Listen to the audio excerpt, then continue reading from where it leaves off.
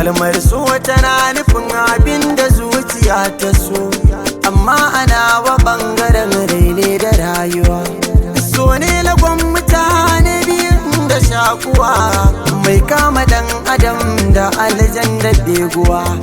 Domin mu gane so sai mun kara nutsuwa, don dole so shi ke kai mu kokowa. Ina da tambaya, menene farin ciki, mene bakin ciki, ni so zana sace.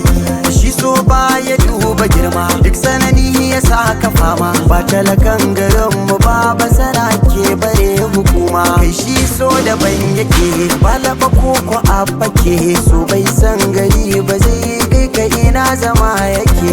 Kalamansa da yawa kullum sai ta karuwa, sun kai koli har sun samin kishin ruwa. Ni kai so da kai nake, ina kake? Ina da tambaya gunka da mun yi haduwa.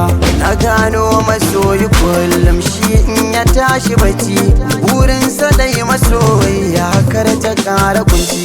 Sai ya lalubo waya ya kira shi kin ci abinci, bai dama kansa ya ci ba sai ungwanarsa ta ci. So san bai da tausayi, so san bai da tausayi. In yi taɓa gaza amsar sai ta fada na yi. Ba tsoro yake ba shi ma, sannan bai gudun wasu ma. Zai iya tada 'yan adam duk sayaddan yana da girma. Kullum na tunani sai in ba wasu ma'auni, amsa ta gare shi kullum sai ta fito da rauni. Ban gane so ba, ban san ya yake ba, abinda na dan fahimta kansa ne ban rufe ba.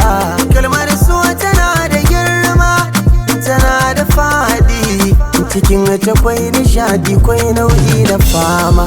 Ni ma ɗalibi nake, sannan bincike nake, kullum ne ma nake ɗan hujjojin da zan rike. Ba dare da rana na tambaya wa kaina, shi menene so menene ba hadiyana. Amsa guda na san da so sila ne, kuma ma haɗi ne ga wanda duk ya gane.